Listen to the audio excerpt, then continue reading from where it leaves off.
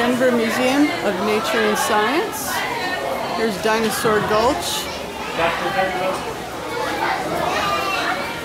We have junior paleontologists in there digging up dinosaur bones.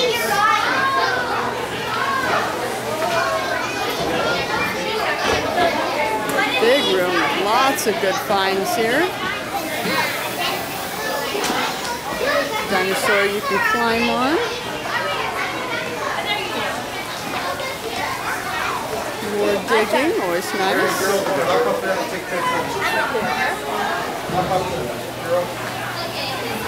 Here we have the water section. A cute frog. Very clever, very wet. Always very busy. We have all kinds of things you can do here. A whirlpool, even smocks. Some more things here. Where you can do some different creative things with blocks. More areas. Over here. Playing.